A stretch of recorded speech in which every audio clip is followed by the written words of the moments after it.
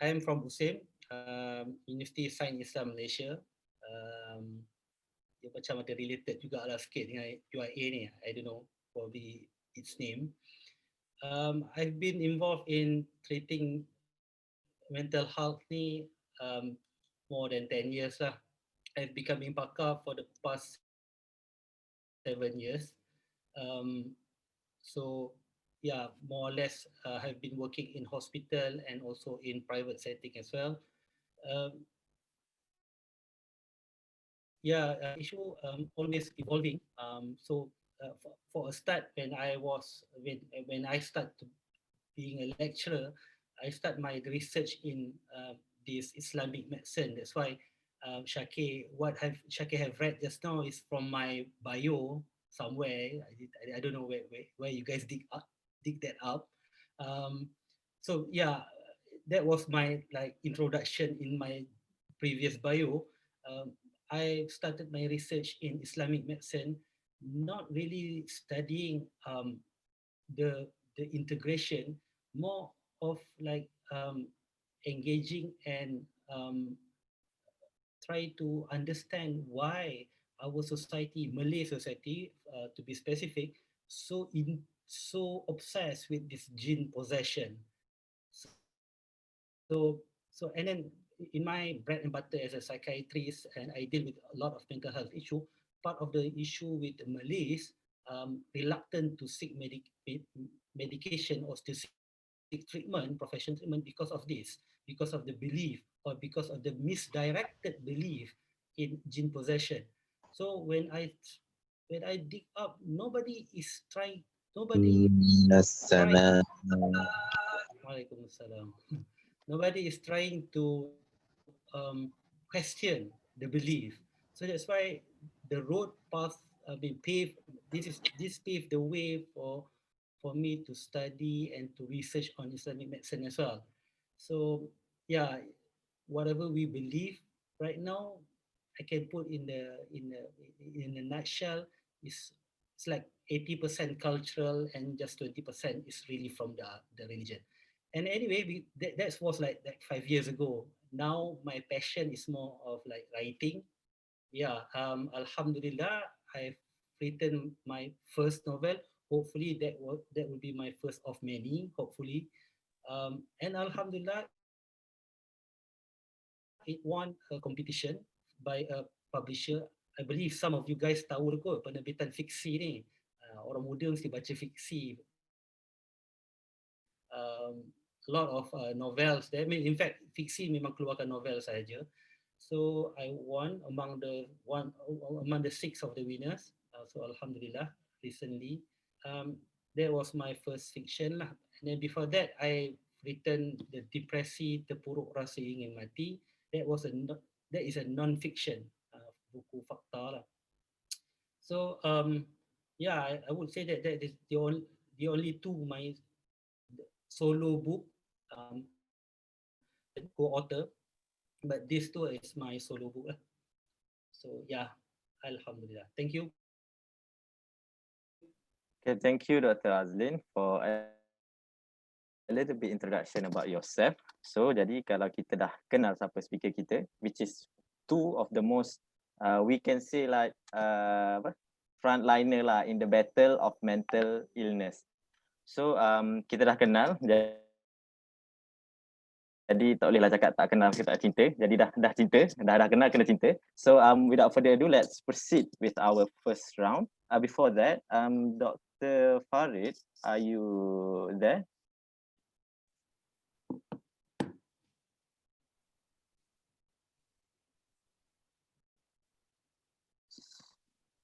Dr. Farid. So it seems that Dr. Farid has some technical problem. So while waiting him to cope with the problem, so let's kita sembang dulu lah pasal buku Dr. Zul Azlin tu, sebab Dr. Farid tak masuk lagi. So why not we use the opportunity to kita sembang-sembang sikit pasal buku doktor, sebab dekat sini saya tengok dekat Goodreads, which is a website that used to, you know, nak tengok buku, nak tengok suggestion buku, tengok description buku. So I see a lot of good comments about your books, Depresi, Terpuruk Rasa Ingin Mati. So one of it say that buku yang tentang buku ni lah, buku yang berkualiti dan padat dengan ilmu psikologi serta perubatan psikologi. Banyak manfaat yang boleh diperolehi daripada buku ini dan penulis berjaya menerangkan definisi depresi yang sebenar dan disertai dengan petua pada bab akhir buku ini. This is such a nice book to read. So ada juga yang komen buku yang nipis tapi konten yang berat. Penulisan yang membincangkan mengenai penyakit psikologi. Acap kali kita dengar penyakit psikologi berlaku disebabkan kurangnya spiritual atau usaha untuk mendalami dan mengamalkan ajaran Islam. Hakikatnya penyakit psikologi ini harus dirawat dengan cara berbeza. Buku yang membincangkan mengapa banyak anak muda sekarang terlibat dan mudah terkena dengan masalah psikologi. So saya tertanyalah kan sebab bukan tak biasa dari seorang doktor menulis buku. Jadi cuma nak tanyalah apa yang menjadi inspirasi doktor untuk menulis buku. I would say I'm a late bloomer lah dalam writing ni. I mean at the age of like almost 40 baru nak start tulis, and at the same time orang yang dah umur 20 something dah banyak tulis buku, dah jadi prolific. In that sense I'm quite late, but reading is always one of my passion lah sebenarnya. Dulu not really into novel but fiction, so I've read a lot of books. Of course masa umur muda kita akan read a lot of rebellious things kan. So haluan kiri ni of course I've been through that also. All this macam-macam lah filosofi ke apa, and then slowly when I become a specialist, I've seen kelompongan lah, macam satu vacuum di mana mental health issue ni tak banyak ditulis dalam bahasa Melayu. And then tu satu lagi, in terms of fiction, on how people send message through fiction, that is to me something yang interesting. I guess sometimes kita boleh deliver message lagi profound through fiction, through stories. But that was like actually my second motivation. My first motivation sebenarnya, I've been through my downs juga, my despair or whatever lah. But alhamdulillah, not to the point that been diagnosed depression, to the point that need medication ke ataupun psikoterapi. But then I've been through like stress yang agak berat. And then somehow I find writing is such a therapeutic thing to do. So I would say that startingnya menulis tu is like for me actually lah, untuk terapi for myself. And then I found out it can merge into something yang I think I can deliver a message about mental health issue through novel, through fiction. So and then it's fun. And then the thing is, writing fiction is totally fun thing. So dia jadi lecture ni you kena publish banyak kan, you kena publish dari university. So I've been publishing before that. So somehow it's not my jiwa lah ke publishing terlalu banyak akademik ni. Setahun sekali cukup lah. And then I write Japan ke, write novel ke.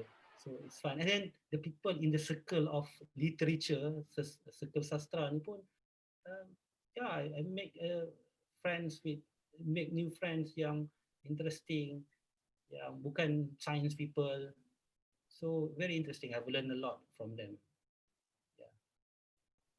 Yeah, thank you Dr. Zalin for berkongsikan inspirasi doktor dalam kenapa mula menulis dalam dunia fiction. So Dr. Farid is here right now. So we proceed with our session for the first round. This question is for Dr. Farid.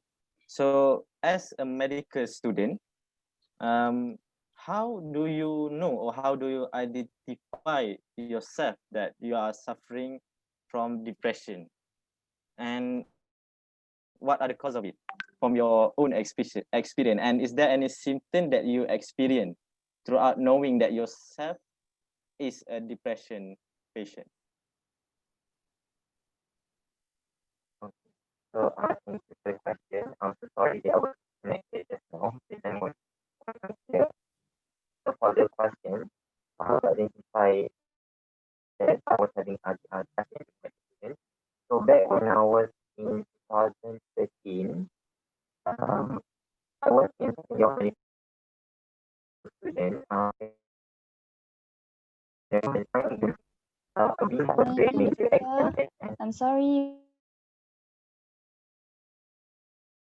your voice is not very clear. Hello, can you guys hear me? Hello.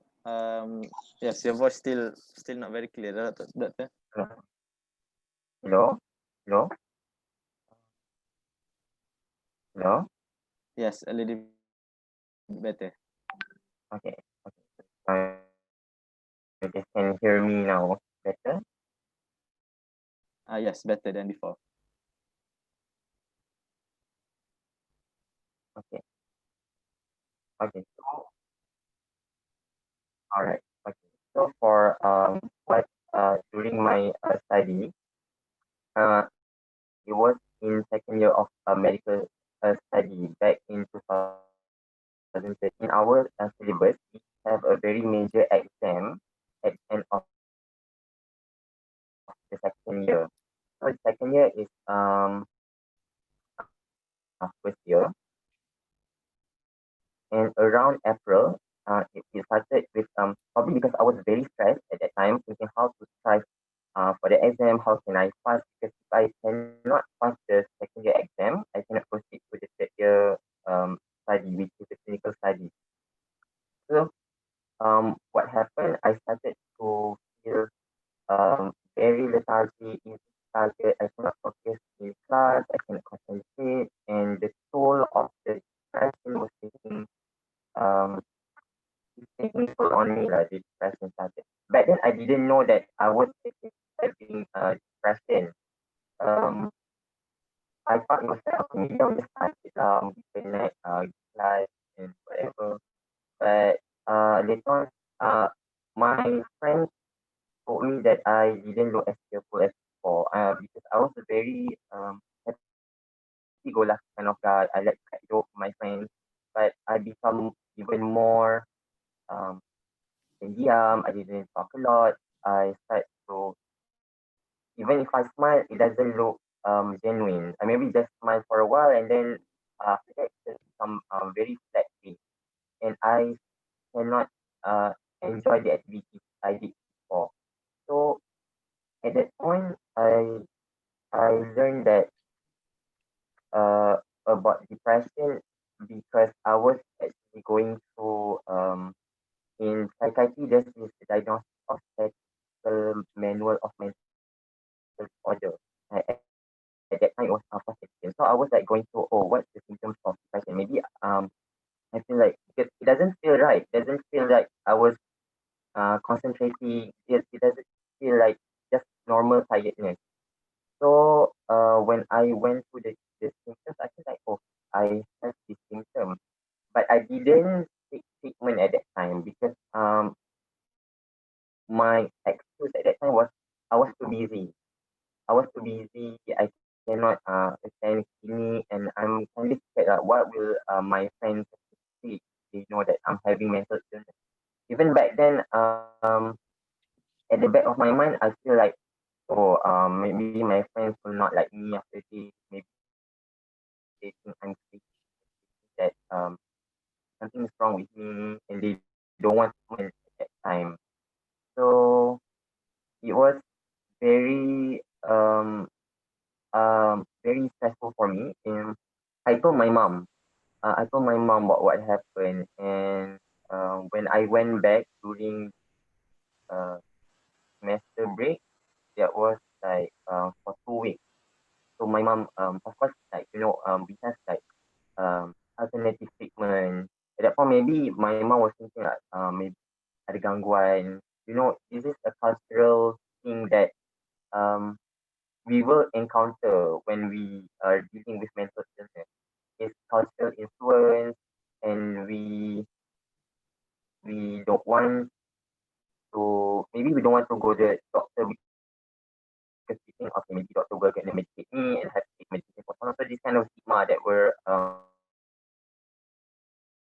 dealing with. So at that point, we try alternative treatment, but then again, it doesn't resolve anything. Because it's not anything with gangguan like in my experience. So when the symptoms, I lost interest in things that I enjoy. For example, I like to what do I like drawing, I like baking. So I stopped doing all these things. I stopped going Sorry, out. I doctor. just want to sleep. Okay, So, it's much clearer. okay, yeah. Okay, so at that point, I lost interest. I don't want to. I don't want to go to. I don't want to do all the things, the hobbies that I like. I didn't go out that much, and then I noticed I sleep a lot more. So the thing is with depression, there are two things that can happen with your cycle. It will disturb your cycle. Either you have insomnia, which you can't sleep, or you will, when you sleep too much, you sleep a lot. So for me, it at that time it was more to hypersomnia, which I sleep a lot. So at for example, like at around 9, I already go to sleep because I feel so tired. And when I woke up around 6 a.m., I still want to go. I can't. I feel like I cannot wake up. I feel like my body like pinned down, not like a lump or something. It's just like just so heavy. I just don't want to go out. My I just want to continue sleeping. So at times, there are times that I overslept and I miss the other lecture. So that's one of the symptoms. Another one is my movement becomes slower and my thinking also becomes slower. So because in medical study we need to memorize a lot. We need to understand lots of concepts. So in my situation, it's very difficult for me to understand concepts, and my movement becomes so. For example, when I'm walking, it feels like there are weights on my leg. So um, and then my movements become slow. And another one is like the thought of death. This is the one that when we talk, maybe we'll later talk about suicide, but at that point it's not active suicidal thought, but I think about death a lot. I feel like, oh, maybe if I just go away from this world, it will be better for everyone. Or maybe, and at that time I was living in an apartment with my friends, and I was staying in the 14th floor, somewhere high rise. And then when I went to the balcony, the things that went through my mind was like, what if I jump? What if I jump from the balcony? Will my death will meaningless? Even I didn't take any action. I didn't plan for any suicide, but just that I think about death a lot. And then another one is the worthlessness. I feel worthless, useless. I feel like maybe if I don't exist, it's okay for everyone. It's much better for the world if I don't exist. That's the kind of things that went through my mind. So these are the kind of symptoms of depression that I went through at that time. And then one of the causes, like I said, because of the stress, because of major exam that I was. So when we're talking about stress, we also need coping mechanism. We need to be able to resolve stress. For example, we go out with friends, play sport, we talk it out. But maybe at that time, my coping mechanism wasn't great. I didn't learn enough about coping mechanism, how to resolve my stress. So I took in a lot of stresses and then I put it in my mind and unable to resolve it. So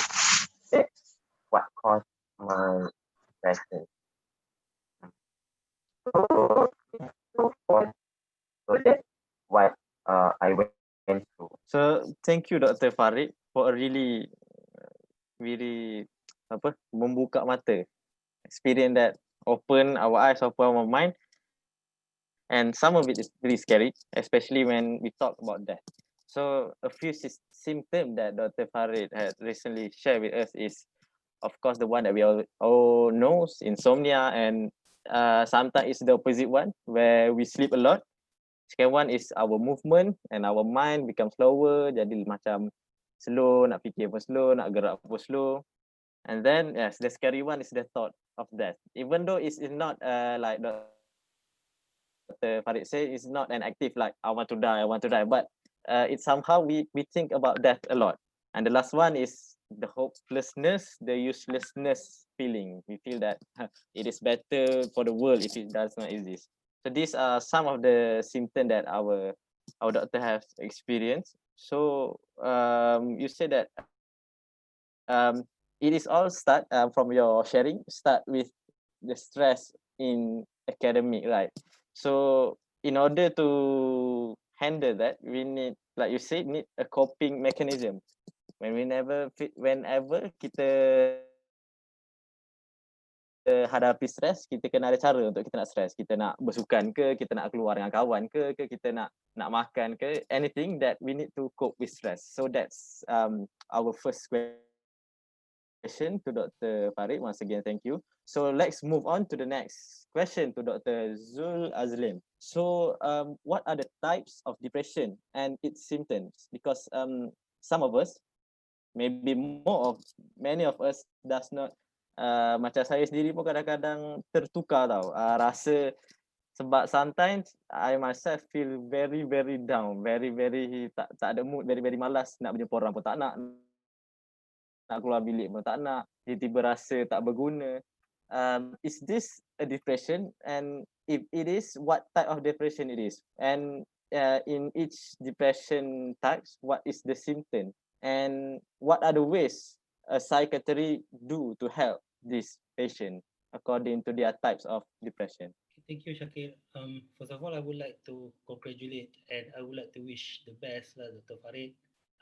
I am amazed with your courage to talk about this illness. It's not easy, and I just can't imagine the struggle that you have been facing during your medical school, and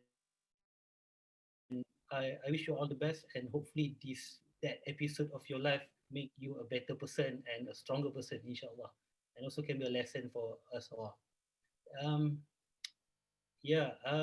Shakir, the question about the types of depression, I would say that in terms of depression as an illness, there are only two types saja.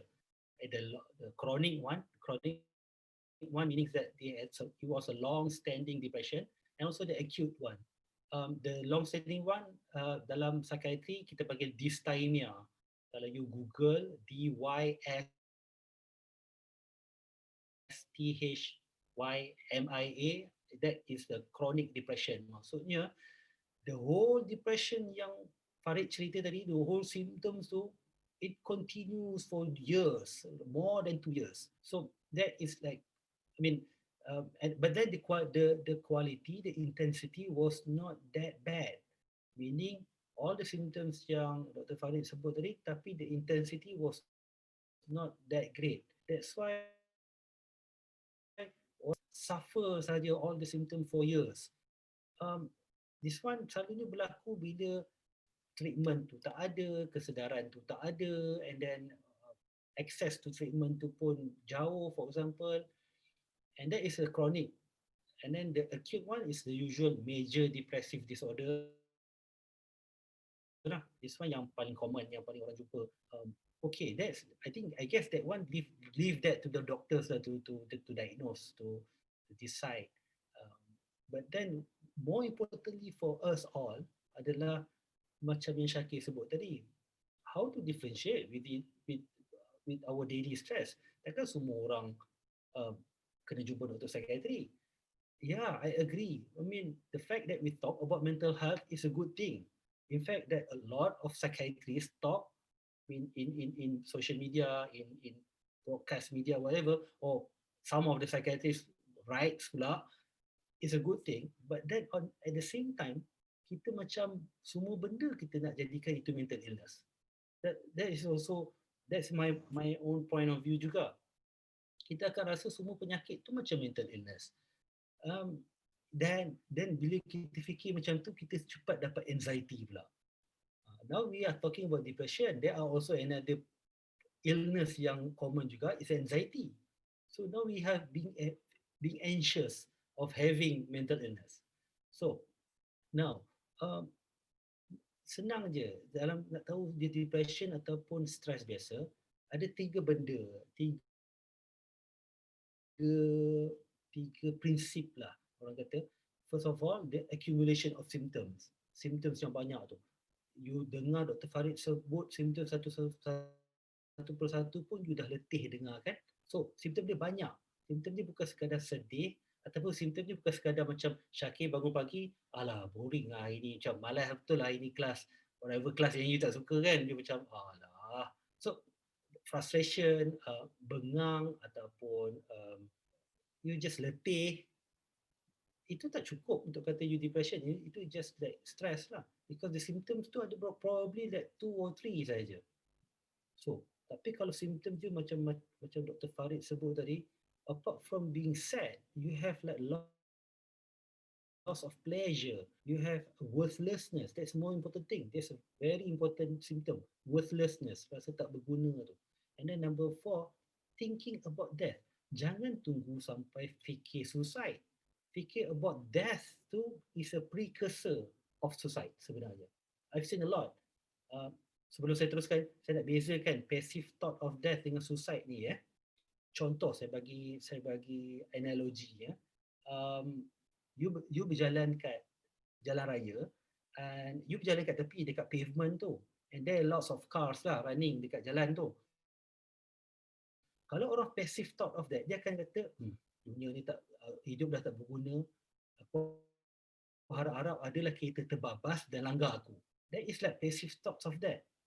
You are not proactive doing the death. But then kalau you suicide, you dah start dari suicidal, you akan purposely cari jalan raya yang sibuk, you akan tunggu lori besar datang, and then you jump. That is like really suicide. But then persamaan kedua-duanya adalah dua-dua tu datang daripada depression as an illness. So back to how we differentiate depression dengan stress. So dia ada accumulation of symptoms. Symptom tu banyak. Selain tak selera makan, dia tak boleh tidur ataupun banyak tidur, dan rasa tak berguna, dan rasa tak boleh concentrate, energy tak ada. Banyak symptom. That number 1 tu accumulation of symptom. Number 2, duration.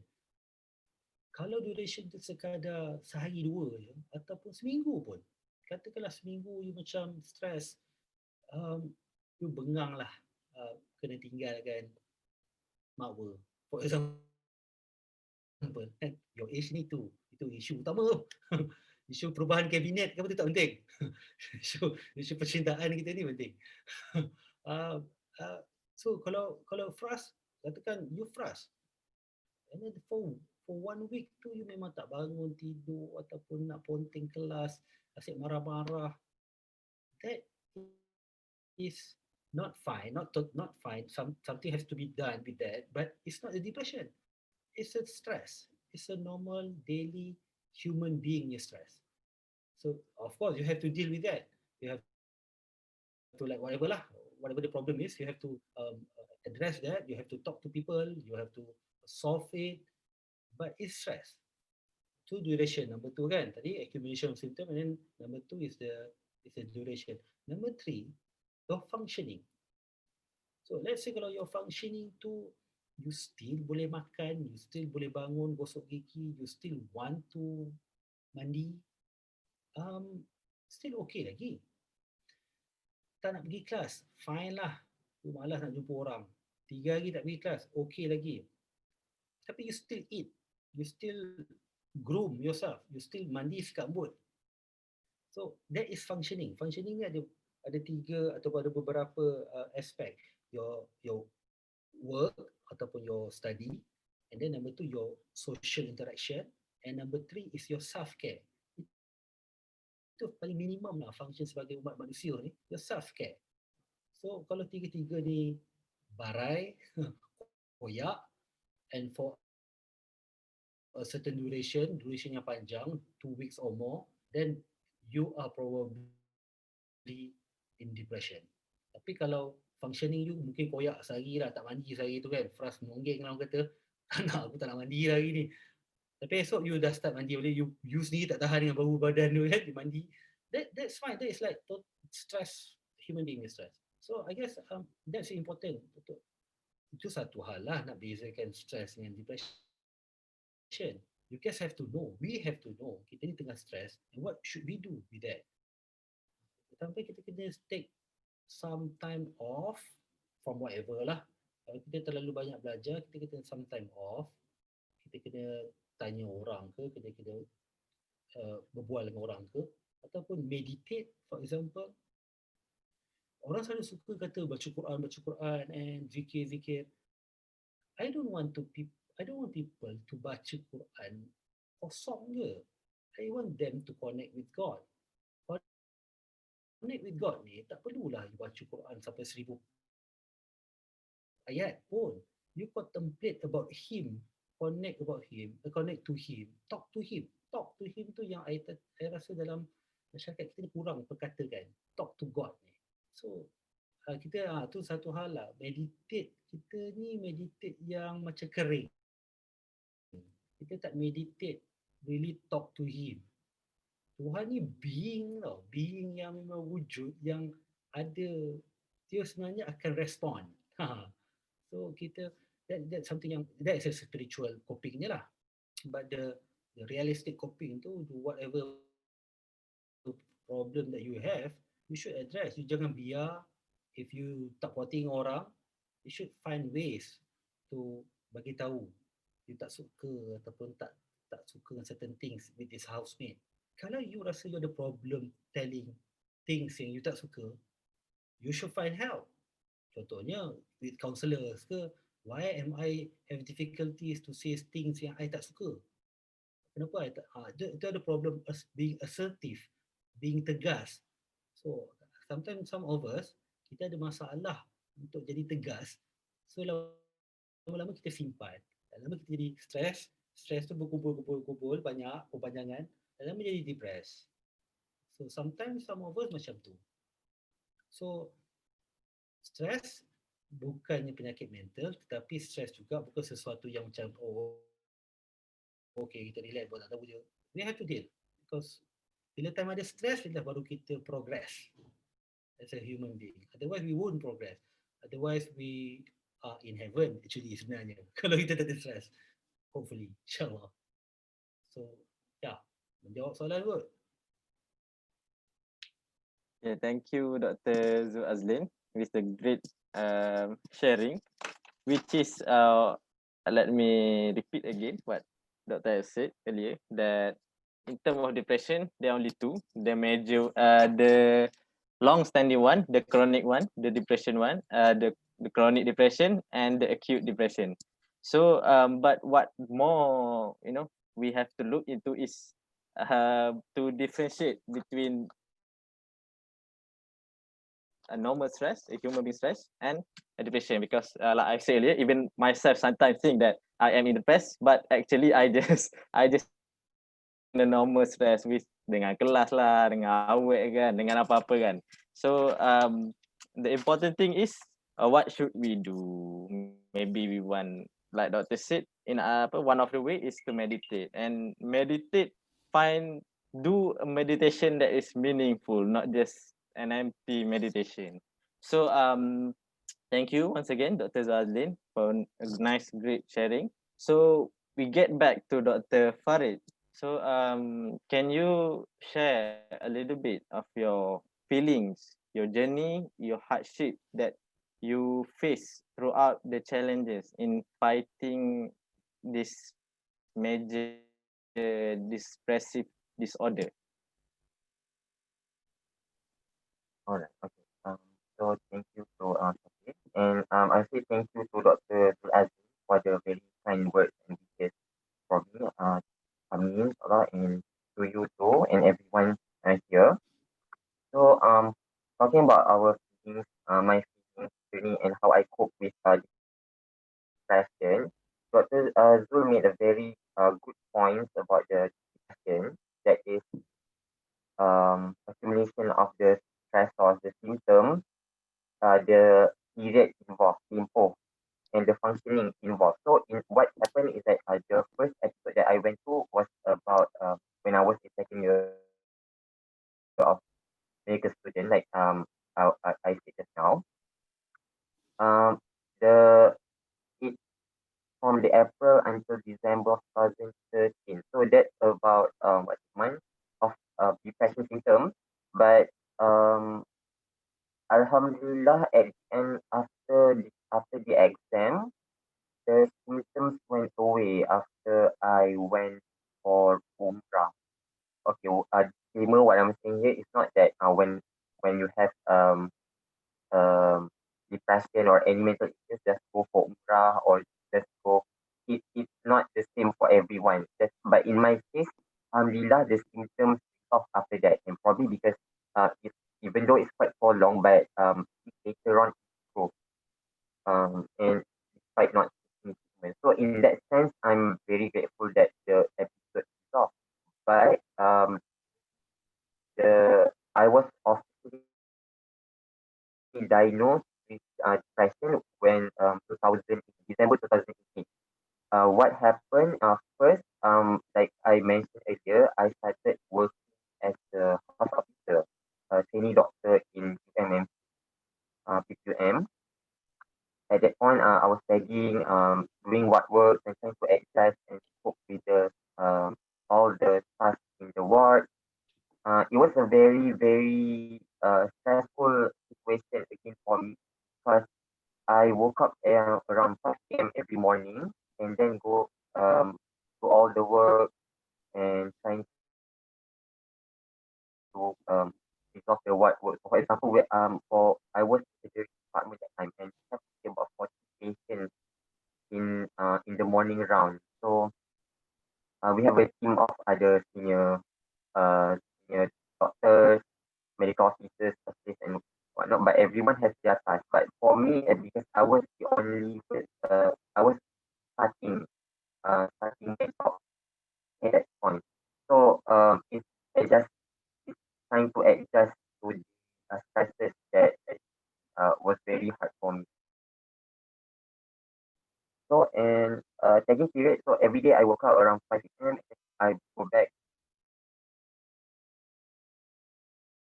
around 10 like that. So that's about like what hours, and it went on for like every day. It and the tagging period is supposed to be 2 weeks, learning about the what works and all. And by the second week, I noticed that I've been very tired. I eat less, and I was um very emotionally distressed. I cannot easily irritated, and my thinking also becomes slower as well. So at that point, I thought, okay, maybe this is just just me trying to adjust to the new situation. Maybe it will eventually resolve. So I didn't think much about that. But the breaking point was when by the second week, after around 10 days of working, I went to sleep around 12 a.m. and then I was woken up around 3 a.m. It was just suddenly started, and I was very upset about it because I really need that sleep to go to work the next day. So what happened is that I started crying. I started becoming very distressed at that time, and at that time it's 3 a.m. So I was like, okay, kenapa aku tak dapat masuk pukul 3 pagi. So what I did, I called Defenders. Defenders is the info for giving support for people who are stressed or having suicidal thoughts and they don't know where to express their emotions, or they don't have anyone else to talk. So you can call Defenders. You can Google the Defenders. So I called them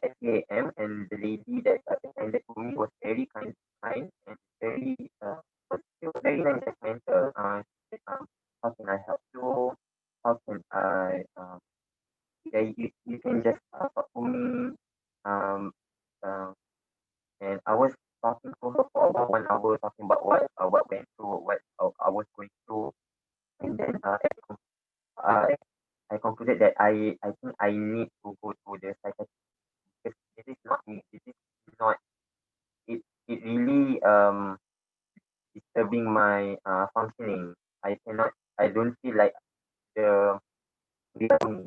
So the next day after the befriended lady suggested me to go to the clinic, so I went to a psychiatric and the doctor there they did some blood checkup and whatnot. They found that okay I don't have any physical problem and this some kind of mental I'm going on. So at that point I was diagnosed first with adjustment disorder. So you can Google about adjustment disorder about like doctors will know better. Um I at that point I was very in this very stressful condition and I cannot adjust to the stress. So it's some adjustment disorder at that point. So the doctor gave me medication and MC for 1 week. So even though I took the medication and I felt like okay my mood improved, I can sleep. They give me sleeping medication as well. Whereas, and but my mood doesn't return to normal. My functioning also doesn't return to normal. I can sleep, but it's not there yet. It's not back to normal. So a week after that, I went back to the doctor, and then they um referred me to a specialist, and then went through some other investigation and all. They concluded that I was actually having a depressive disorder. So that's the point of depression that I was officially diagnosed, and it went on for 4 months. At that point, I started to develop psychosis. Psychosis is when you're having one of symptoms of hallucination.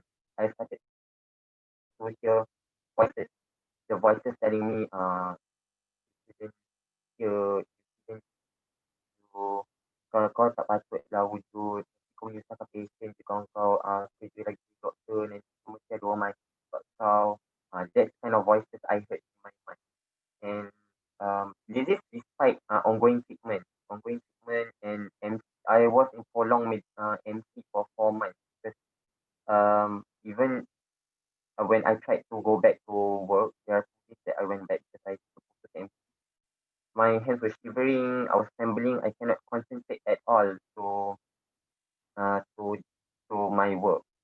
So that's why so even at the 4 months, around March 2019, the doctor said, okay, this is psychosis already. You tried giving antipsychotic pun, my psychosis, my hallucination didn't go away. So I went for electroconvulsive therapy. One you can also Google. So after that treatment, electroconvulsive therapy, I was admitted into the psychiatric ward. Alhamdulillah, I changed my medication. That was the first medication I took, just venlafaxine. Um, so after that, my depression actually improved. The symptoms slowly went away, and alhamdulillah, the one of the questions coping. How do I cope with it? Because of my family. I have a very good family support. My parents, my siblings especially was very very helpful. They also very understanding. I explained to my what happened and to my supervisor as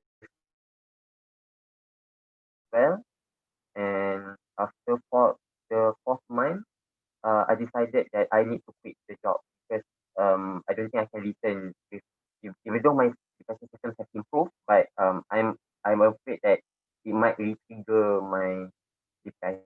So that's why I quit my job as a hospital. So the challenges was that more to internal very pessimistic view of the world of how I shouldn't be here. At one point I feel like my existence is a crime. I feel like maybe aku patut masuk penjara je kot sebab macam rasa macam kewujudan ni satu jenayah. At that point I even if I want to commit suicide pun I don't want to go to that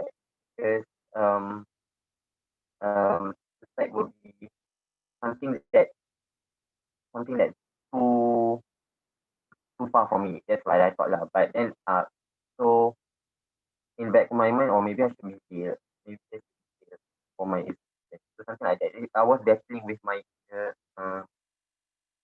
negative thoughts. So I slowly try to cope with it with like Dr. Zul Azlin said about talking to God. That's very good point because when I read Quran, there's a verse about how Nabi Musa, Prophet Musa, talking to Allah about certain very dire situations himself. So that's reading Quran is one thing, but more to I pray a lot, try to balance my spiritual side, biological side. I try to take care of my I eat. I make sure I eat sufficiently, and then I try to exercise. Exercise is very helpful. As my depression. I like to do jump rope now, so that helps me to cope with depression. So yes, that's part of my depression. But I just took a question just now about how did you trust the doctor to talk about my personal. The thing is maybe because I was working in medical line and I know that doctors are bound with ethical and with ethics. So everything that we tell the doctor um, are private and confidential. The doctor cannot share it out with other people. So maybe because I feel at that point I can trust that they will do the right thing. They will keep me to get me back to my normal state. And then because also at that point I feel like there's no other place for me to go. It's like if I think about like the doctor don't want to treat me and whatnot, I think negatively. So where else can I go to? So that's kind of thought that I feel like better I go to doctor. I trust the doctors to educate. Maybe some people have some trust to the doctor, but I believe that if you go to the doctors, inshallah, they will help you to treat your so that's part of my sharing. Yeah. Okay, thank you, Dr. Farid, for very, I would say, at some point very scary, some point very tough situation that you have faced throughout the years. So, you say that apa dengan hallucination, dengan tak jadi diri sendiri, dengan kita rasa sangat penat, plus dengan emotional stress from work, it really is something because I myself does not yet experience this kind of thing, but hearing from you, it is really a tough situation, especially for you who recently got the work, recently masuk dalam pekerjaan kan. So you say that the one of the interesting thing that you say is it is not the same for everyone. Someone may feel like this, someone may experience like this, someone may need to cope like this, and someone may need to cope like that. So you say that your family support is one of the most important thing, one of the most vital thing in your effort to fight depression. Also, you say that connection with God. Your story that you post on Facebook about Nabi Musa and Allah, and also you also share that exercise is a good thing, to really stress, to somehow make the depression slow and thank you for very emotional sharing about your journey throughout your years in depression. So next we move to Dr. Zul Azlin for the second round.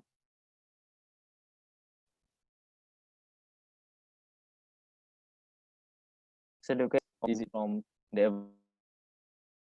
environmental or is it in ourselves, our biological, physiological, and is there any possibility that the patient's mental illness cannot be treated?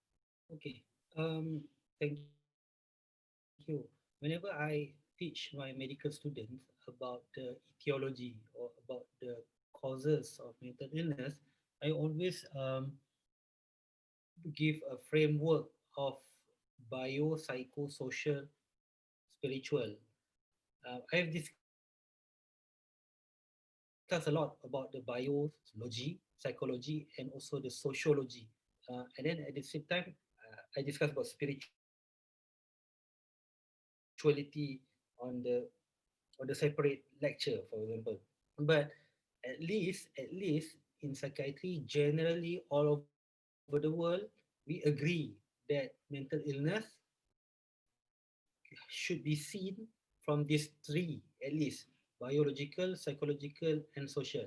And some of us, psychiatrists, Muslim or Christian or something Jewish, some of us believe we should put spirituality into this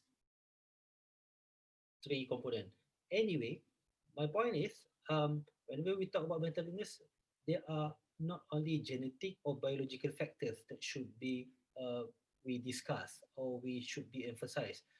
For example, biological factors is all about the neurotransmitters, about genetic factors, about trauma, about drugs. It's a very important issue, a very important causes, but it's not the only one, because we have to look into the psychological factors as well. Psychological factors meaning the personality, how the patient was brought up, the childhood environment. This is where we talk about environment, um, psychology, and also social factors. So psychology, as I said, how generally the tendency, the temperament, this is all psychology. So we have to know the patient, we have to know the person for us to understand why make what are those things that make her depressed or anxious, for example. And then on the third one is the social factors. Social factors is whether the environment is stress. For example, in the prison, we have a lot of mental illness in the free prison. Either before they become prison, and there are more when after being imprisonment, they have a lot more mental illness because the stresses they they're facing in the prison, and also the refugee camp. We have a lot of all sometimes we don't we I've been in Cox's Bazar before. I've been in Cox's Bazar in the Rohingya camp. That was in 2018, I guess. So I've been there for 2 weeks. So I've been to Kutu Palong, Balukali. It's all the 1.8 billion Rohingyan there. So I've seen a lot of mental illness that I've never seen in my clinical life, clinical years. So sometimes the psychosis was different. The depression is not like crying. The depression is just like staring in the into the horizon, doing nothing. That kind of depression. So we don't know whether they are depressed or not, because it's not usual. So after we talk and talk, then we know this is depression. So what I'm saying is social, even though we don't have any problem in terms of genetics or neurotransmitter and whatnot, and then we think that our personality or our psychological makeup is strong enough, but still, if we are living in a very bad environment, too much stress, yes, we can have mental illness as well. I'm talking generally about mental illness, not only about depression. We talk about anxiety and also the psychosis. So, and then I think about spirituality, I guess probably it's just spirituality I will touch on the third round, I guess, because I think the question something related to the spirituality, the mahiman and not. Maybe I can touch a bit on the question here in the chat room. Is that okay, Shakir? Yes, yes, it's okay. Okay. Here, I mean, there are one participant asking, um, how do I gain trust from my patient, um, so that they feel safe to share their stories with me? I guess the same like what Dr. Farid have mentioned just now. we put up front that whatever you are going to tell us um, is very confidential and it's a private matters. It's only it's safe in the case note with me. So I can be I can be charged unlawful if I purposely make public of all your stories, of all your confidentialities. The only the only time that I have to release your information is when the court asks me to do. So when the court asks me to do, because of you did something criminal in nature lah. That's the only way that I have to give report to the court. That's the only time that I have to make public your information, and that's one to convince them that this is all confidential. Number two, I will try. I will talk to them because this is the safe place that you can talk, and I put to them that whatever the result, whatever the treatment, whatever my opinion, my input, is not for you to take forcefully. Meaning, I'm not forcing you to take my opinion or my treatment. It's up to you. I just give an assessment. I just give my input. It's up to you.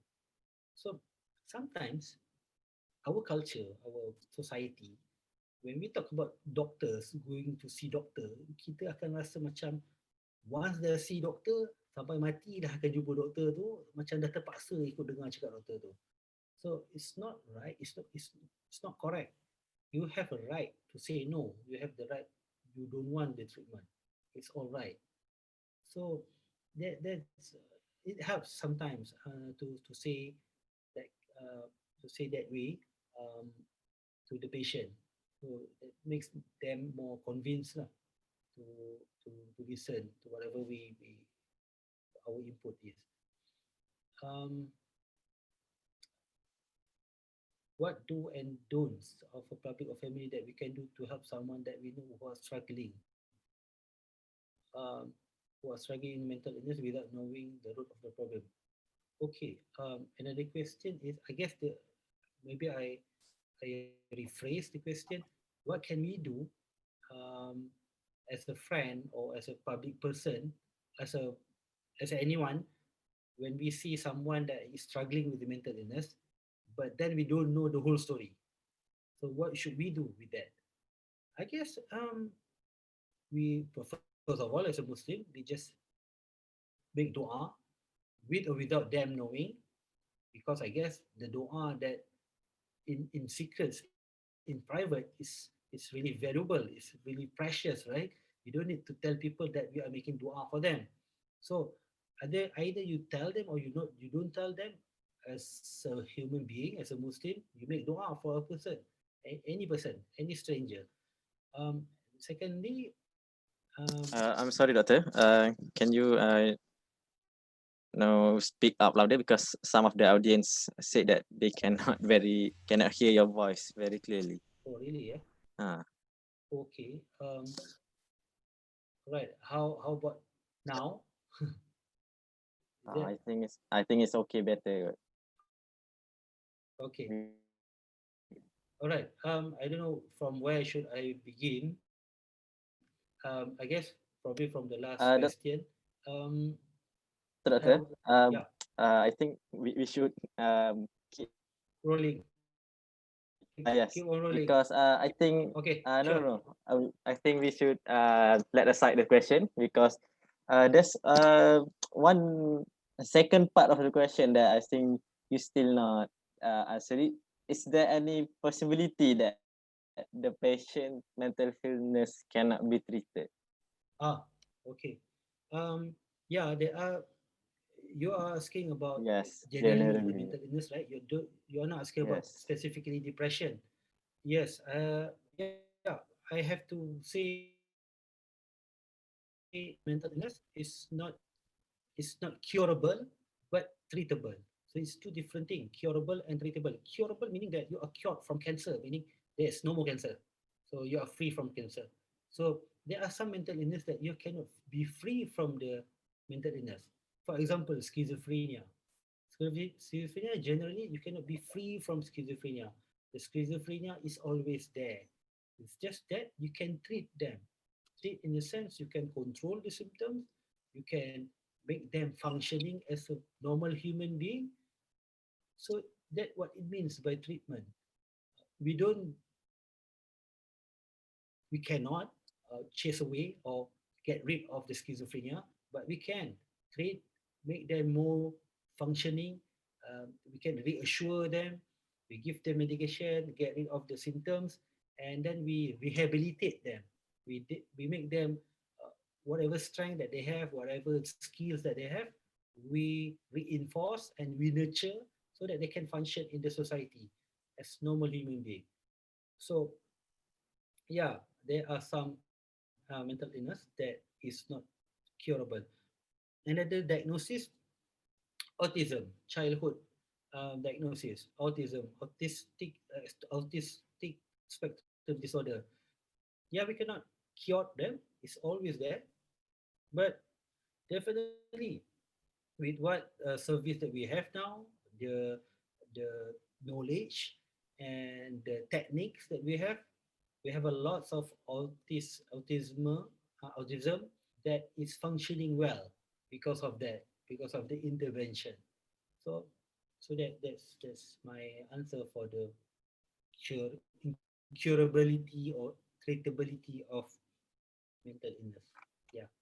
Okay, thank you, Dr. Zalin, for sharing about the causes or the parts of the causes, which is bio, psychological, sociological, and also spiritual, which you said that walaupun kita strong dalam semua tapi kita lack on one tu, it also can be the cause of our mental illness. Macam dah cakap tadi lah, kalau kita ada genetik biological kita okay, kita punya psychological pun strong, but if our social macam doktor bagi situation in a prison tadi, it still can cause us to experience mental illness. Also Dr. Zul also said that some mental illness can be treated but cannot be cured. As you said, yes, we cannot be cured, but we can reduce its effect and we can strengthen up the patient on kita boleh kuatkan dia satu sudut punya patient punya strength. So thanks again, Dr. Zalin. So we have arrived at our final round, which is the third round, which is I think it is an important because this is this third round question related back to our title, break the silent, break the stigma. So Dr. Farid, this first question, this last question is to you. What is the best way to comfort our peers that have mental illness, especially the one that's suffering with suicidal thoughts? And can you share a little bit more of the tips to handle or to cope this problem, Dr. Farid? So thank you for the question. So that question, best way to comfort our friends that have or suicidal thoughts. So in my experience, I've been involved in a group of support group for depression. It's called Depression Survivor Malaysia. You can look for it in Facebook. I participated earlier this month, and I read regularly about depression, mental illness, and stigma, and some general information about mental illness. And I also have received a few messages about how to cope with their mental illness, their anxiety, depression, suicidal thoughts. So the first thing that I do is that to assess um, as a friend or as a peer, you need to have some background knowledge about mental knowledge. So that's why it's very good that nowadays we have a lot of exposure to mental illness issues, mental health. So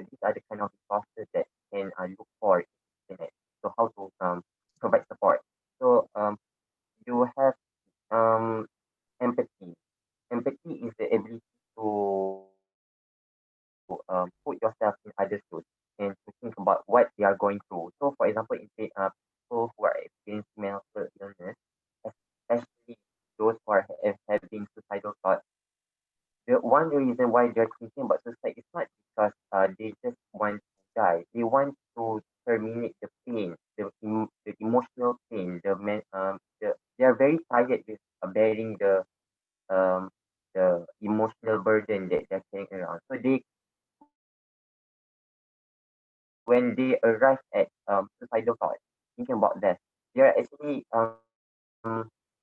thinking that that's the only way that they can escape. That's the only way that they think that will terminate their suffering. So people who are thinking about suicidal thoughts are those who are very, very, very distressed. Because normally we won't know because those who are actually having very, very severe distress about suicidal thoughts. So first we need to have.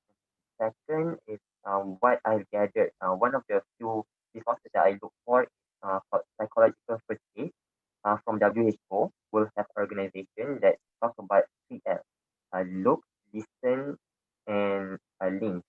So first, you try to look for any danger associated with them. If you are close to them, try maybe they're like holding um, knife or they try to overdose with medication. So try, if possible, make sure that they are safe and you are also in safe position. You are also mentally capable to attend to them. And then try to listen. First, because when one of the common about suicide, for example, the latest issue about the suicide, sorry, it's was it mother or father committed suicide? And then one of the comment was like, ask father why did he commit suicide? He didn't tak fikir pasal anak. Like I said before, they are very severe distress emotionally. So that's why they want to terminate the suffering. And probably at that point, they think that if they didn't exist, maybe their children will feel better. So this is the kind of thing that we need to have. We need to listen to them and try to ascertain that what they are going through. Some people, when they have actually talk about their emotions, they have expressed and they talk about it, they feel much better. So one of the examples that I few months ago, there's a lady that messaged and said that she wanted to commit suicide because she was very, very distressed. She had bipolar and she wants to commit suicide and by overdose. So I tried to talk to her, like try to understand what she went through. So she was very distressed because of her family support, her friends also is not supportive, very stressed with the assignments. She's a student, university student. So I tried to talk to her, try to understand her perspective, and not to judge her behavior, not to judge, not to say, oh, you shouldn't do this, you shouldn't do that. Try to avoid some commending um, words like, oh, kau jangan buat macam tu, jangan, ataupun like we are tersuruh, oh, patut buat macam ni, patut buat macam tu. Sometimes it sounds commanding, and it sounds like we're trying to impose our agenda, but try just to listen. And maybe if I suggest what I did, I try to say, okay, I can see you are very distressed now. It's a very difficult situation for you, and I'm sorry for what you went through. If I may suggest, if you can go to, for example, if people ask me, usually I give suggestion when they ask what can I do? That's when I give suggestion. So let's say if you can, what can I do now? Maybe I can say that maybe you feel very strongly thinking about suicide.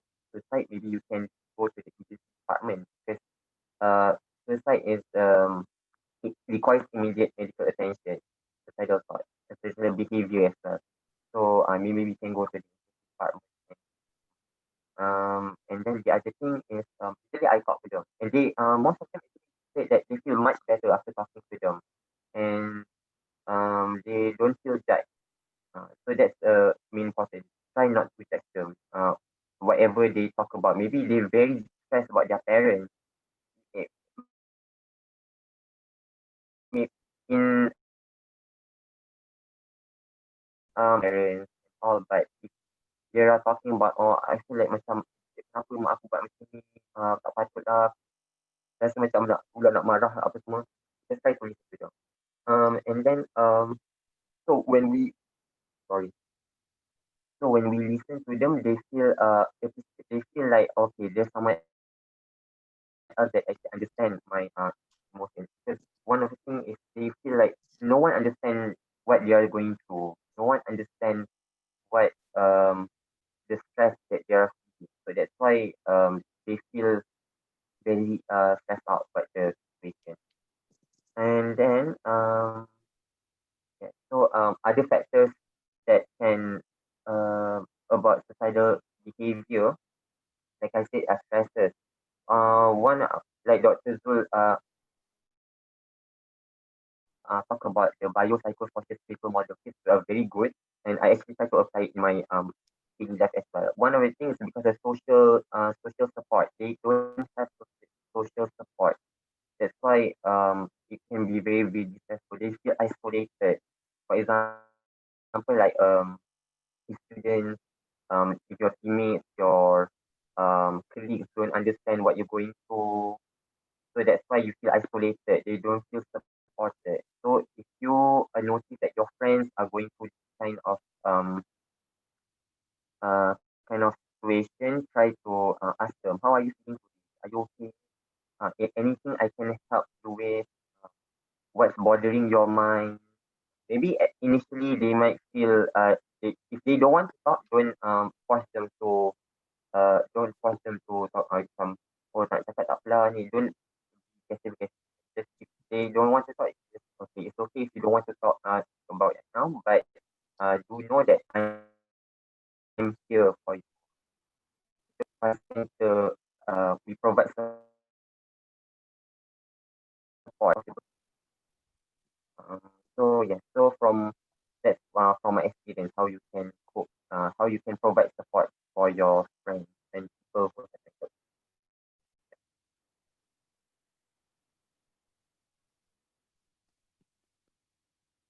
Okay, thank you, Dr. Farid Zainuddin, for a great sharing on how we, as a peers or as a friend or as a colleague or anyone who close to somebody who experience this mental illness, what can we do in order to help to comfort them, especially the one who experience suicidal thought. So she said that social support is very an important thing that we need to look into. So we need to ask them, we need to care, we need to welcome. Kita perlu kita kena welcome lah kepada dia. Mungkin pada mulanya dia tak nak, dia kata segan, dia kata tak apalah, dia nak duduk seorang-seorang. Tapi if we show effort that we are welcoming to hear, we are welcome them to, kita bersedia untuk tolong, nak bagi tahu ke, nak lend a hand ke, leave that if they previously feel unwelcome, they will one day tell. And like you say, what WHO has suggested to look at them, maksudnya make sure they safe and our self also safe, and listen to them, try to understand to them, because most of yang ada ni, maybe they feel themselves like they feel everybody does not understand them, so they feel disconnected with others. So by listening to what they want to say and not commanding them to do this, to do that, not to do this and not to do that, we can at least reduce the stress that our colleague have faced. So once again, thank you, Dr. Farid, for a great sharing that we also can use to any of our friends, colleagues, or any relative that facing this problem. So next to last question to Dr. Azlin for the third round is, how have issue for example that they say mental health equal to lemah iman, or mental health ni just alasan je, alasan budak-budak zaman sekarang. So what is your opinion about that? Okay. There are two questions kat situ kan. Adakah stigma bahawa mental illness ni disebabkan lemah iman? Yes. And number two is, adakah mental illness being like An excuse. an excuse for the present generation, young generation sekarang? Yes. Okay, before I address those two questions, initially I've been talking about these four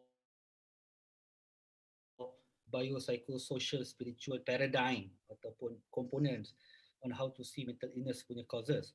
This spiritual component ni a bit tricky sikit.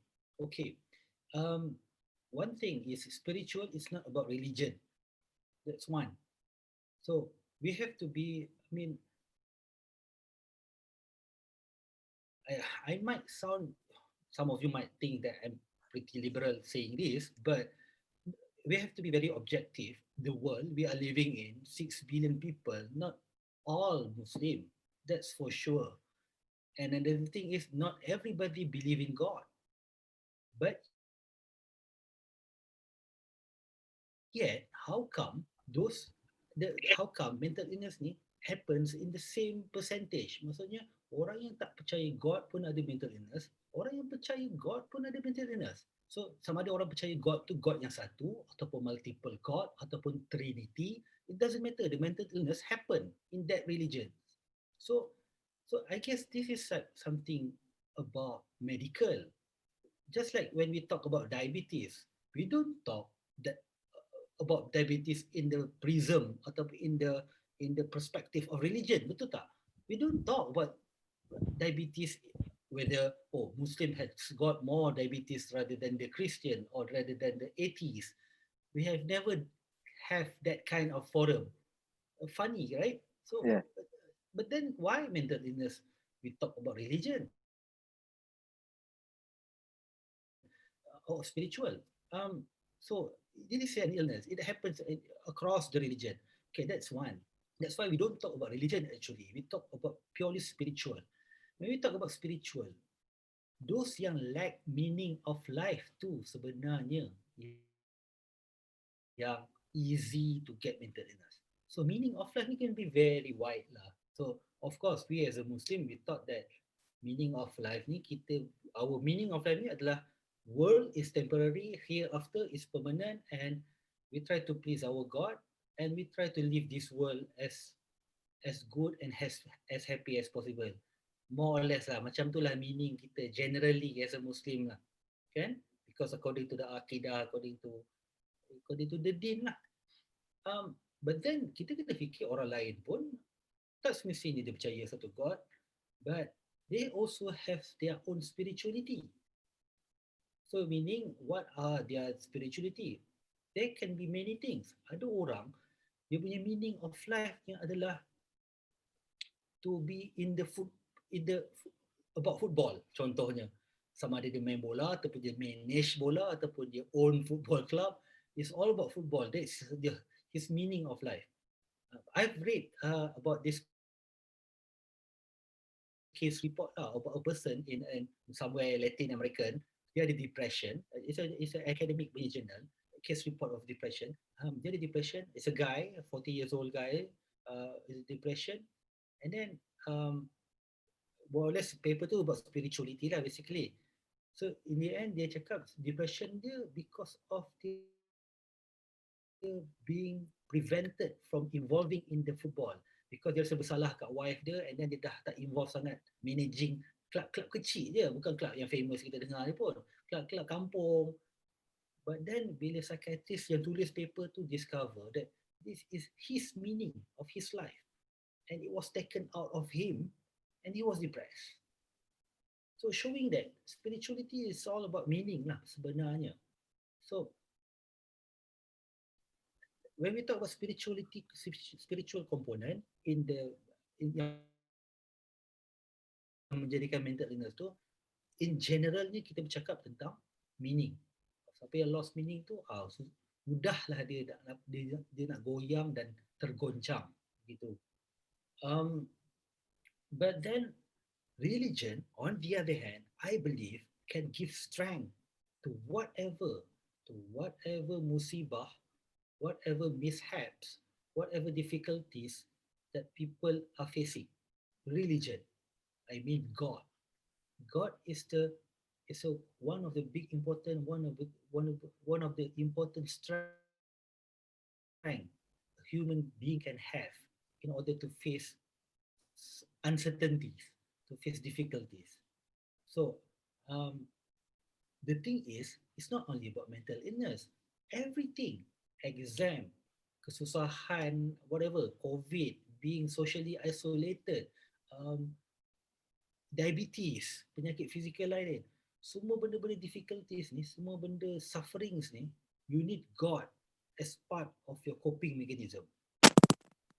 So now, when I say God, religion can strengthen you up, can give you um, uh, some perisai ke, some positive factors ke, doesn't mean that lack of religion menyebabkan mental illness.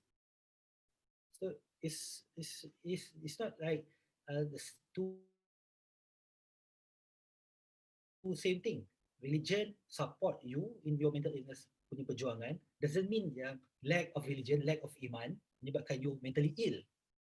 Not necessarily. Ada je orang jahat tak percaya Tuhan, tak semayang, dia tak ada mental illness pun. So that's a fact. But and then tu satu. That's how I understand spirituality and religiosity. How I understand spirituality and religious coping. On the other hand, kita ambil perkataan yang spesifik tu, frasa yang spesifik tu, lemah iman. And when we go into the religion, who are we to measure iman? I mean, how do we know iman tu tinggi atau rendah? What is the measurement? Pergi solat kat masjid hari-hari, that is your measurement? I don't think so. Because sahabat Nabi pun dalam hadis pun, Nabi SAW ada cakap dengan sahabat ni dia tak sebut nama. So selalunya benda-benda yang macam tak berapa baik ni Nabi tak sebut nama dalam hadis tu. Sahabat dia kata, dia macam just selamba dia cakap, aku dengan anak-anak aku pukul je, aku garang, aku marah je. So Nabi macam tak berapa suka, dia kata, kau ni tak ada rahmat. As simple as that, kau tak ada rahmat. Padahal sahabat kot, sahabat yang memang semayang, bukan tak semayang. Dia just tak ada kasih sayang yang jelas kepada anak-anak, Nabi cakap kau tak ada rahmat.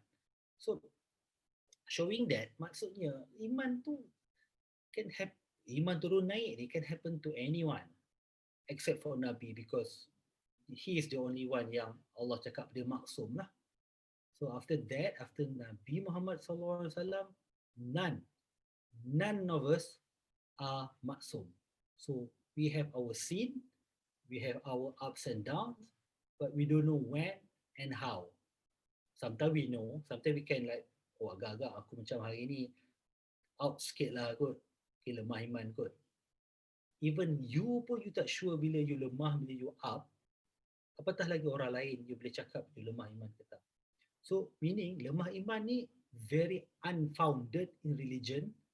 To say other people lemah iman tu very unfounded, because we wouldn't know iman tu rendah ke tidak pada orang lain. So for a person to say, oh kau depresi sebab kau lemah iman, it's very arrogant. And arrogance for sure is something from Iblis. Nauzubillah. Betul tak? That much we are very sure. Arrogance is something from Iblis punya attributes. Ingat, remember, Iblis masuk neraka bukan sebab dia mensyirikkan Allah. Bukan, because in a way dia mensyirikkan Allah dengan arrogance dia sendiri. Because dia bukan tak percaya Tuhan tau. Dia percaya Tuhan. So you have to, when we ponder, syaitan ni percaya Tuhan kot. Tapi dia masuk neraka because of the arrogance. I guess that's very important, because lemah iman tu very unfounded sebenarnya. I don't know who is the one yang start lemah iman ni. Might as well you say that you are not being a very good leader because you are lemah iman. Why not? Why don't you say that? Why don't you say that?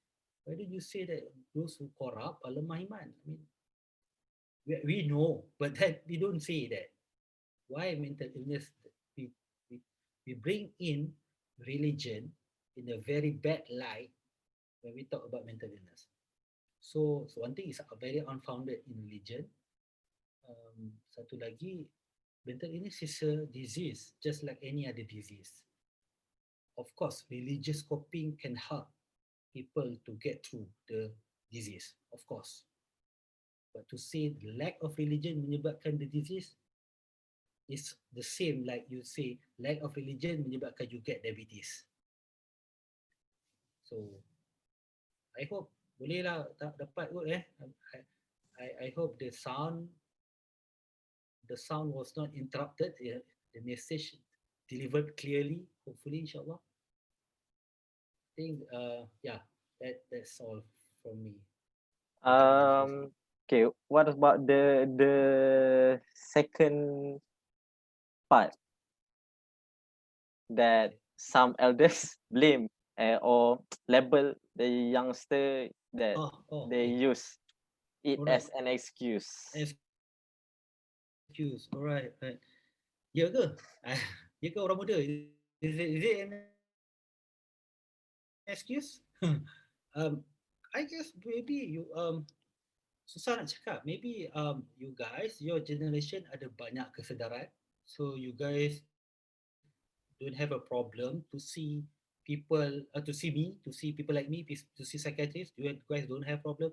You guys don't have problem to be associated with diagnosis. Tak ada itu satu, which is a positive punya development lah, positive to progress, so that at least we can catch orang yang ada mental illness earlier, so we can treat earlier, so that's good. Secondly, I don't know, adakah menyebabkan orang duk cakap excuse in a sense that our younger generation ni kurang resilient, so tak tahan stress, so always cakap mental illness. I'm not sure about that, but we have to do some research lah for sure. But then it's difficult to say that unless we have the data. If you have a low resilience, macam mana pula you boleh explain some of the young people yang very successful, they can like thrive on their own, tak mengharapkan makan gaji bulan-bulan. My generation, makan gaji is something big, you know. Career makan gaji adalah something yang parents nak for us. But you guys, you don't do that way anymore. You are self-sustained. You like to do. You are very resourceful. Berniaga online ke whatever lah. And yeah, that one I guess that is the evidence young people becoming more thriving and independent. So it's difficult to say it's an excuse, but perhaps they think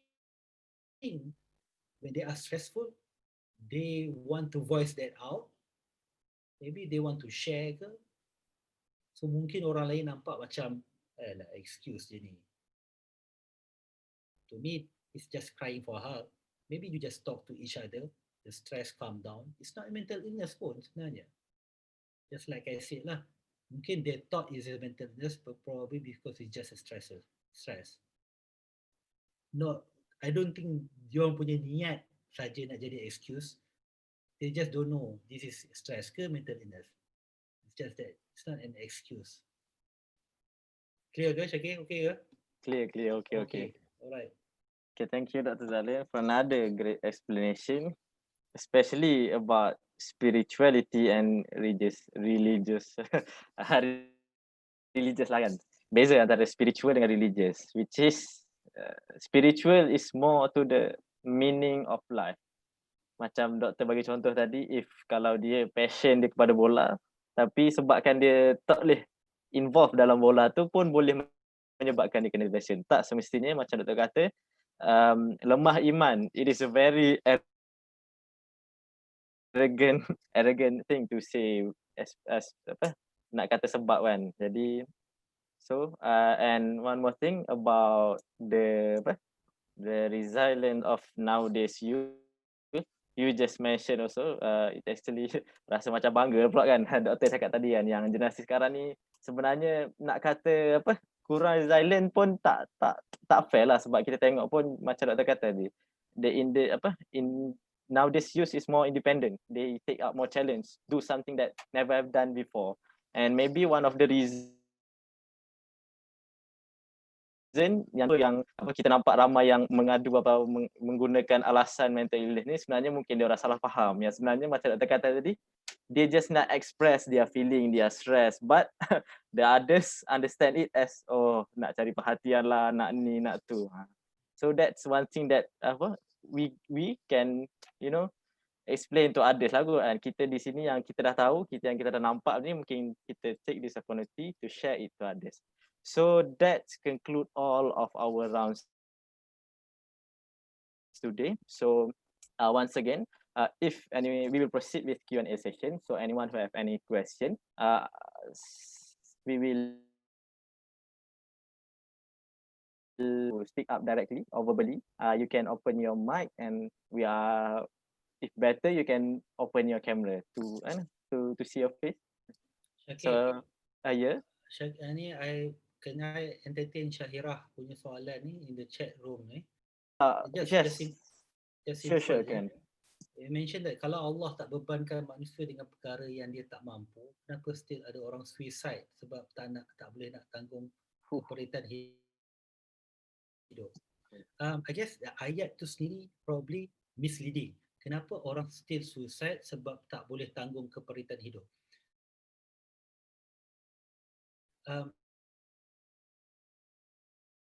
Ada mental illness, probably dia ada depression yang teruk ke. This is where yang sometimes orang tak discuss banyak. Bila kita depressed, like Dr. Farid just now, dia depressed teruk sampai ada psychosis, ada halusinasi. Meaning depression tu sendiri boleh menyebabkan kewarasan tu pun boleh terganggu.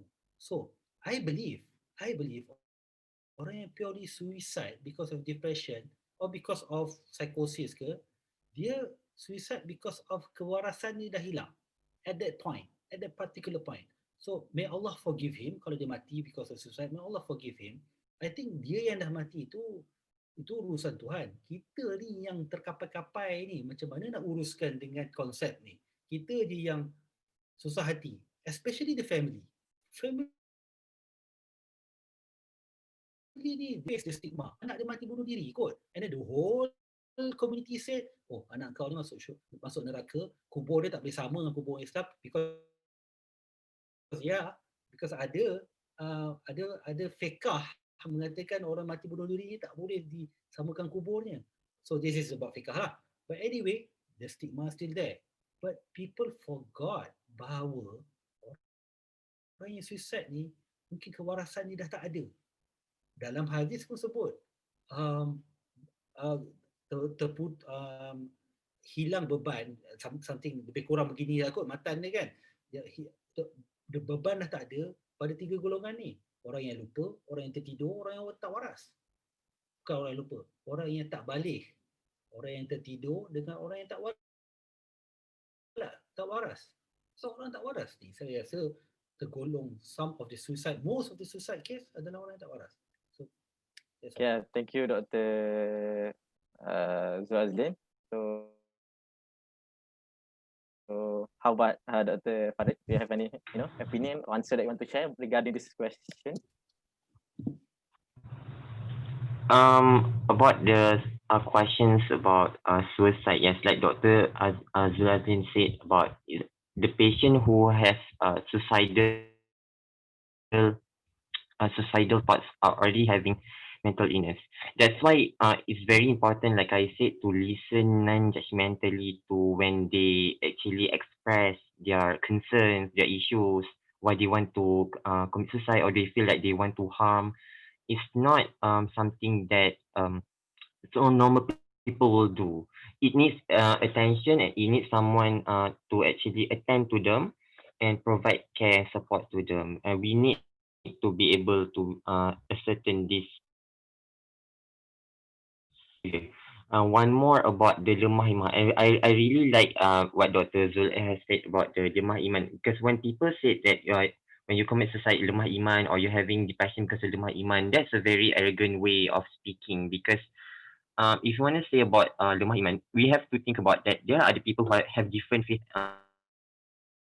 and beliefs as well from us. So if we state about like lemah iman, tak ada iman, then dapat depression. So why are the people who actually have different beliefs and faith as well? Also, they can lead happily, and also there are those who different. I mean in terms of differing faith. So that's why it's not very very supportive. It's very judgmental to say people will commit suicide because of the lemah iman and whatnot.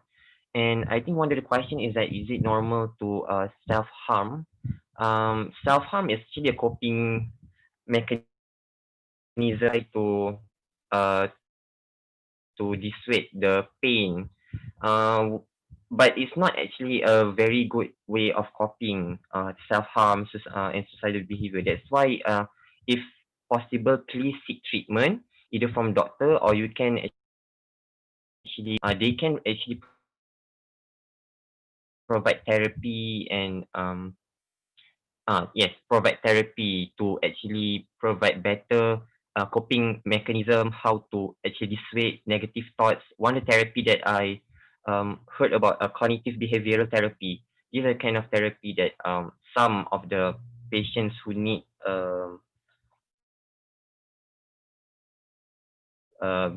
some patient with mental illness went through to actually dissolve this addiction. So my point is, there is help available.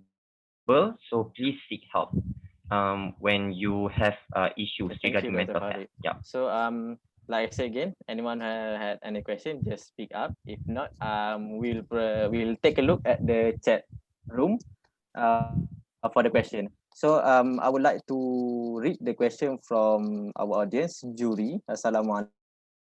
Waalaikumsalam. I would like to ask a few questions. So the first one is, okay, I did love about psychology related, confused about myself, which is which my real personality. For example, I am crying when something bad happened, but after a few minutes, I feel it is useless to crying. So I laugh at myself, who covered by crying toward the incident, and after another minutes, I'm being clueless what happened during that time. Do you have any idea? Do you have any advice about this? So, Dr. Zul Azlin, he said that he really loves psychology, but he's confused about his own personality, his own perwatakan lah kot. Sebab sometimes when a bad thing happen, dia nangis. Lepas tu tiba dia rasa dia ketawa kat diri sendiri sebab nangis. Lepas tu tiba-tiba clueless. So what is your opinion about this particular scenario when we confuse of our own personality or mood, something I guess like that? I think this is how she, or I suppose he is a she, good. She copes. This is the way she copes. I think nothing wrong with that. So I think, I mean, cry as a way of coping, give yourself some time out, and then at the same time you feel useless. Yeah, perhaps I hope this advice made it's not useless to be crying, unless that you be crying all the time lah. So it depends. If you facing difficult times and then you cry, that's normal, totally normal. I guess nothing wrong with that. I mean, it's all about severity, how long, how frequent, sampai tak boleh buat benda lain, sampai masalah depan mata tu tak selesai. I guess nothing wrong with crying. No problem. Thank you, Dr. Zalin. I requote what Dr. Farid said. Everyone is different. Some some people need to cope with kena makan banyak, some people nak pergi berjalan, and some people may be crying, some people may be laughing at their own bad situation. So everyone is different. So what about Dr. Farid? You have any opinion in this, this whole scenario with crying and suddenly laughing and suddenly confused? Dr. Farid, you don't know, the mic is not open. Sorry. Okay. About the question about crying, I think Dr. Zul Azlin also he mentioned crying is actually a very good way to actually cope with stress. Unless you're actually crying all the time, maybe then you need help. And then my general advice would be that if you think that it's bothering you too much or it's disturbing your function, you cannot proceed with life, then try to seek help. Maybe go to the counselor first, like I said, because they can actually provide good support and also some counsel some ways to actually resolve your coping mechanism and teach you about how to cope with stress. And then the other question that I saw about I think about that see a counselor or psychologist. Okay, thank you, Dr. Farid. We say that it is okay to cry, to laugh, to eat a lot, but if it is some point that it disturb our function, then we really need to to refer somebody, our counselor or maybe psychiatrist. Move to the next question, which is I believe Doctor has said earlier. If we enjoy, I do enjoy hurting myself physically. For example, cut my skin until bleeding. Is it normal? So I believe that question had already answered. That Dr. Farid said that it is one of the coping mechanism to hurt ourselves. But like I said earlier, if it disturb our function, then we need to refer to someone special. So this question is the next question, if no one want to ask verbally or directly, is from Sister Ain Izzati Badarudin. Assalamualaikum, Dr. Zul and Dr. Farid. I would like to ask your opinion regarding maladaptive daydreaming. Is it a real established mental illness? So I think I would like to pass to Dr. Farid first. About maladaptive daydreaming, I'm not exactly familiar, but if maladaptive daydreaming, if it's bothering you, maybe you need to seek help. But maybe I think this is better answered by Dr. Zul. So I pass it to Dr. Zul to answer about this question. Yeah, I guess maybe Okay. can define what is the maladaptive. But if you're talking about daydreaming, oh, bring it on. I want to daydream a lot, But to me, there's quite something I can escape from this. Sometimes the real world is too much, sometimes I like to daydream because of sometimes I need to do that to write. So I need to visualize, I need to fantasize things. So to me, daydreams is quite a healthy thing. You know what? I guess sometimes our education system, we we discourage our children to daydream so early, at very early age. Meaning like darjah satu je kita dah tak suka anak-anak tu termenung. We should encourage actually daydreaming. In fact, this is how they expand their horizon, their cognitive. Um, but again, back to the question, probably she meant to the point she was talking to herself. I don't know. She was crying out of sudden because of too much daydreaming, and he or she was thinking about something very bad.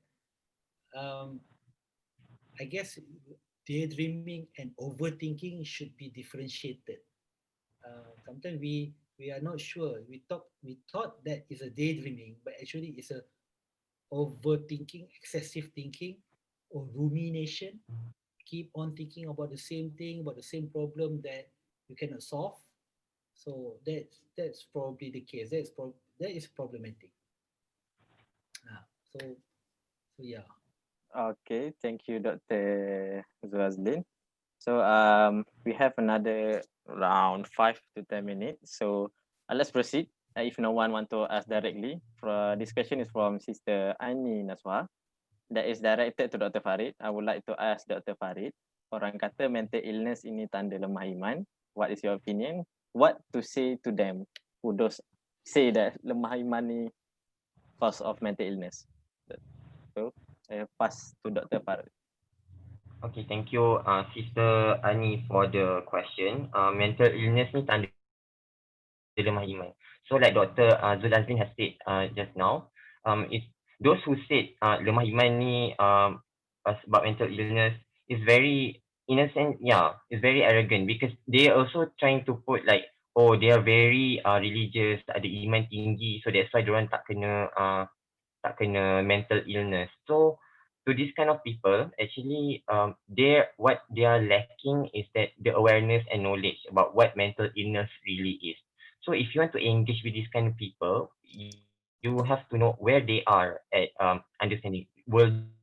Are they willing to actually learn more about mental illness? So let's say if you can actually engage them and say that mental illness is actually not because of lemah iman. There are causes and it's very well studied phenomenon. Then you can actually try to explain to them about mental illness. But to some people that maybe they feel like yeah, this is lemah iman, and then diorang tak nak terima yang mental illness ni is actually accepted medical condition as well. So maybe you can try not to engage with them. I mean, because some people it's not worth it to actually explain things. I mean, not to offend anyone out there, but people who want to learn, they will try to seek out knowledge. They will try to listen to the other people. So if you want to explain to this, you can try other resources. For example, I like to post from about psycho-spiritual ikram. There are other pages in Facebook that provide a whole lot of mental health resources. So you can actually post and share about this kind of information to them. But if they don't want to listen, then leave it be, because some people it's not worth the fight to actually to tell them about this, because there are these kind of people that they just don't want to listen to you, and they just want to win. They just want to think that they are right, they are correct. So try to engage first.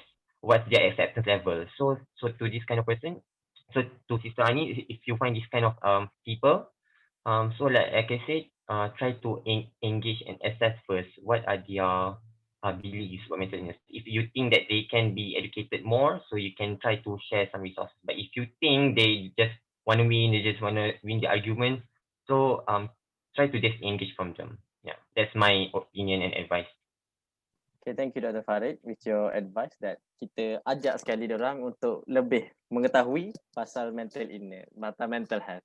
So nampaknya masa dah mencuri kita. So kalau tak keberatan, can we answer another one last question, Dr. Zul and Dr. Farid? Is it okay? Okay, the question is from Brother Firdaus Farid. Can you enlighten me the difference between mental illness and mental disorder? Is it the same?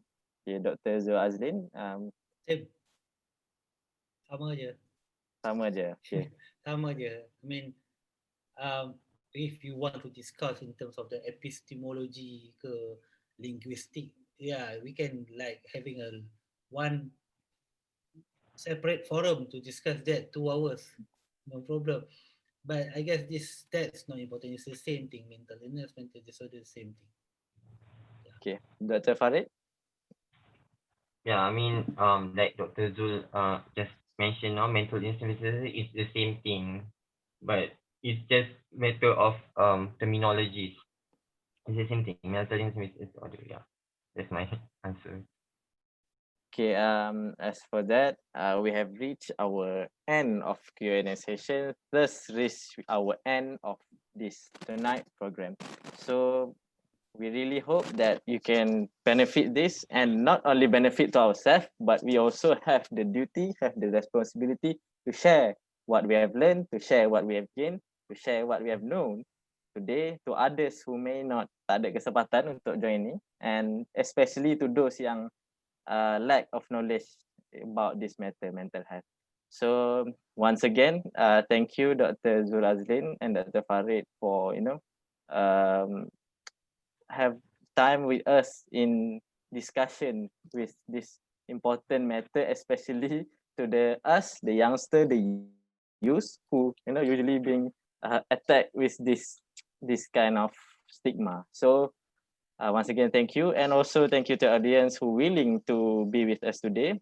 And lastly, once again, break the silence, break the stigma. Assalamualaikum warahmatullahi wabarakatuh. I give it back to our master of ceremony, Sister Aini.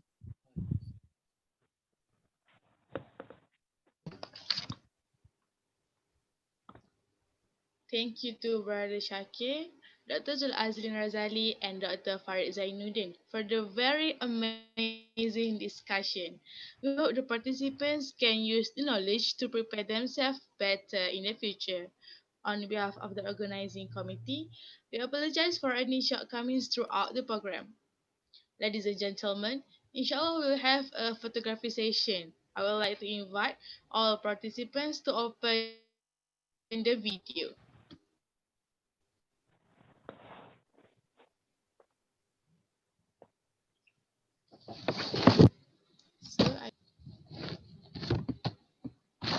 Okay.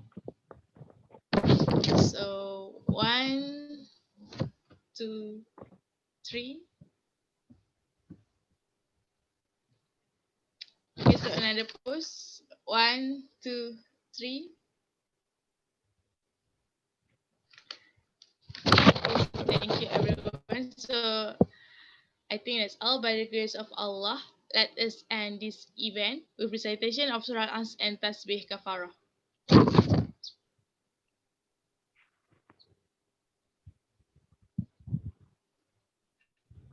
Dear all participants, please be informed to fill in the form given in the chat box below. We appreciate your help in evaluating this program. If you are interested to buy the book entitled Depresi and Majnun, fill the link in the chat below. That's all from me, Taufiq Hidayah. Wassalamualaikum warahmatullahi wabarakatuh. Salam. And everyone also, don't forget to use the filter that we have in Instagram, that title Mental Health IUMPS. We have created a filter, so feel free to post to take a picture or record a video with the filter and post it with tag IIUM Kuantan PS. So thank you, everyone. Thank you, everyone. Thank you. Thank you, Dr. Farid, Dr. Zul.